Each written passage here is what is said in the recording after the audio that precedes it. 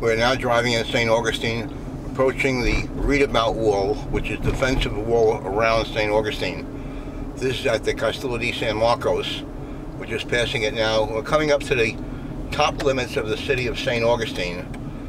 On the left is Palmetto Cemetery, which is the northern boundary of St. Augustine. We'll be making a left turn over here, and we'll be passing Palmetto Cemetery. This is actually the most eastern extreme along the river here, and then we'll be heading to the most western extreme, which is what is now Cordova Street. These are some of the buildings along the top end of the St. Augustine, which right now is Orange Street. And the far side is the oldest drugstore, and that's the corner of Cordova Street. That was the westernmost boundary of existing St. Augustine in historic times. You can see the readout wall, defensive wall across the street.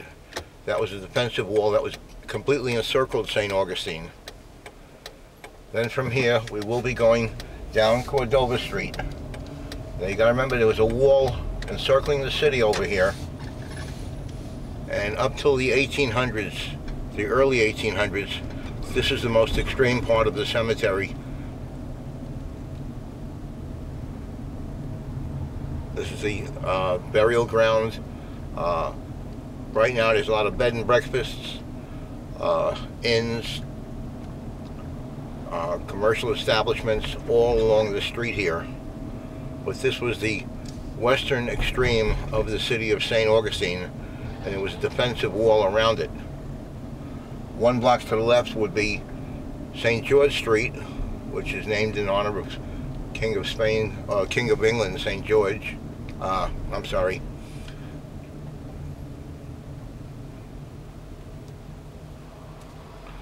We're at Flagler College on the right-hand side. This is Flagler College on the right. And we're coming up on the far south side, the top peak of Casa Monica, which served as the St. Johns County Courthouse for a number of years. These are some buildings that are being restored, and the architectural interpretation is very important over here. So a lot of things that are being replaced and redone have to be architecturally correct and in keeping with the original city. Now this is Treasury Street on the left-hand side we're passing, and this is now Flagler College, which used to be the Ponce de Leon Hotel.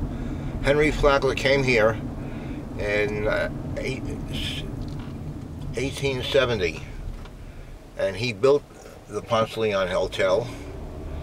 He also built the Casa Monica Hotel on the far corner, and this thing over here on the front of us, that is actually the Lightning Museum.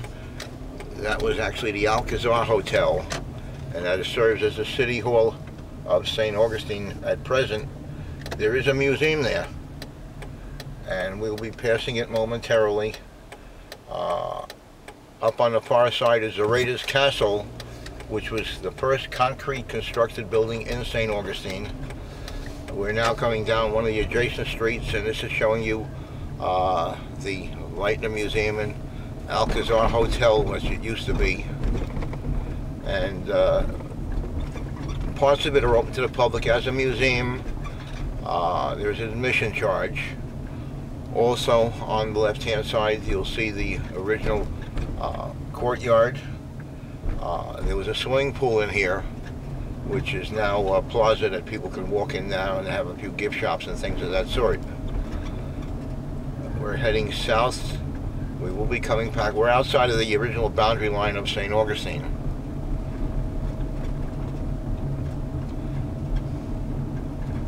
We're coming up now to Bridge Street, and on the left is the old St. Augustine Record Building, and they've moved to new spacious quarters.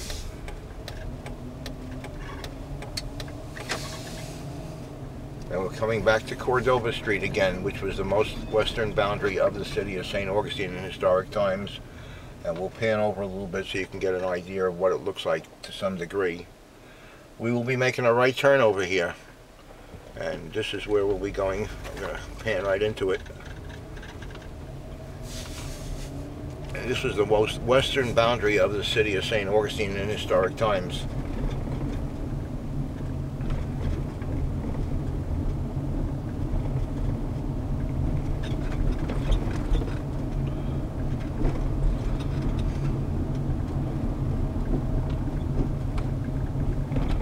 We have a sightseeing train trying to come through, and we'll just get by him and we'll give him a wave.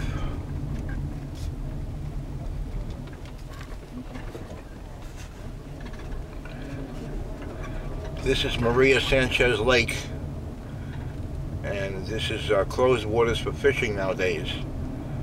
You used to be able to fish over here, and during certain times of the year you do get a lot of shrimp, and a lot of game fish do come in here because of the homes close by and the effluent from the sewers and whatever runoff there is.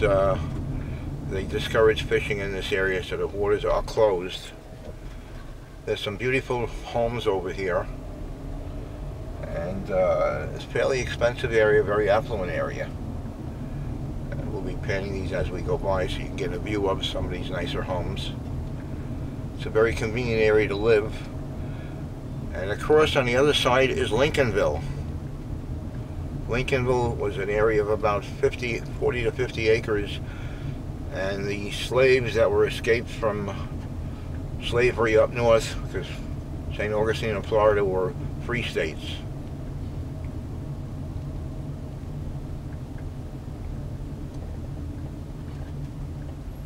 Now we're coming up to St. George Street, and we're going to make a turn onto St. George Street. This is closed most of the area.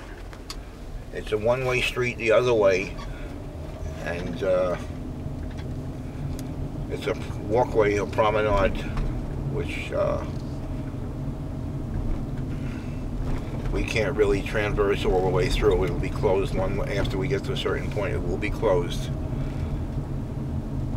Now, most of these homes date to the Flagler era. Henry Flagler came here in 1870, and he lived here till 1913, at which time he passed away. And he built many structures here. He built a hospital, he built churches, he built a railroad. He did many things that would benefit St. Augustine.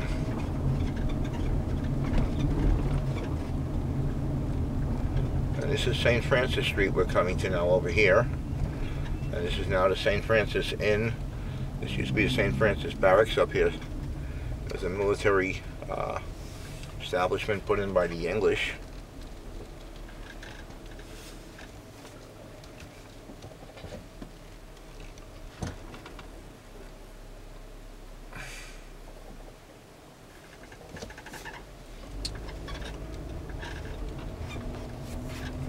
Now on the right, there were quarters. These are very historic buildings over here, and we can see if we can read some of the signs over here. Well, actually, I don't think we can, but I don't know if we can or not. But this is Lambia's house,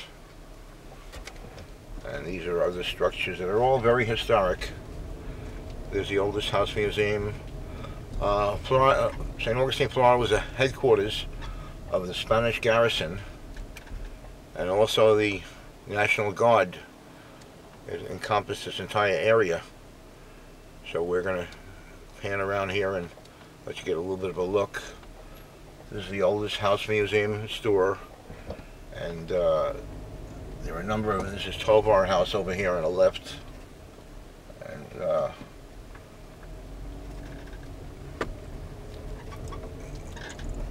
we're now coming up to the easternmost extreme of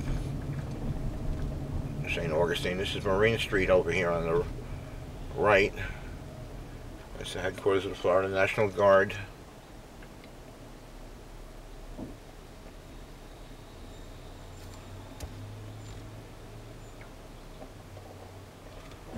And we'll be going along the bayfront.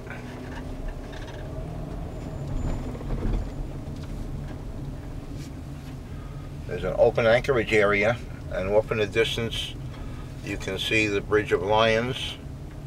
The reason it's called the Bridge of Lions is because there are 2 lions on this side of the bridge, and those were placed there, and the bridge was named after the Bridge of Lions. This is the Santa Maria restaurant up there on the right. Now on the left, these are a bunch of bed and breakfasts. A few of these are condominiums, and a few are hotels. And there's a few motorcycles in the area because this is Bike Week in Florida also. And you can see the marina. We're passing it now.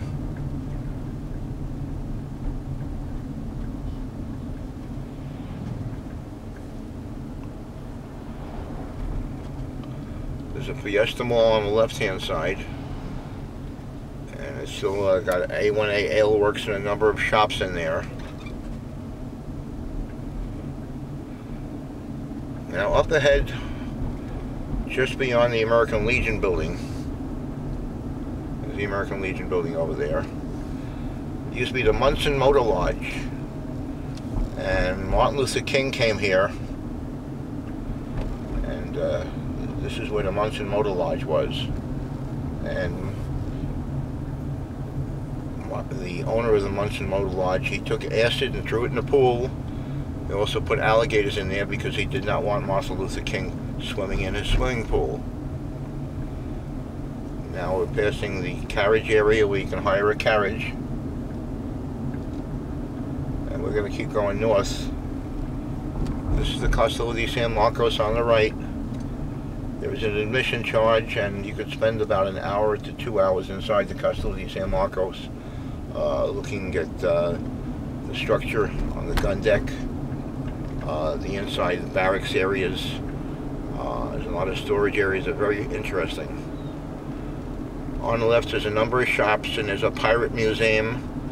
You can see the pirate flags over there.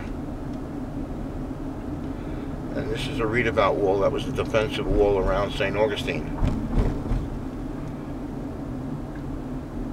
Now on the right coming up is going to be the National Park Service. That's the headquarters for the National Park Service.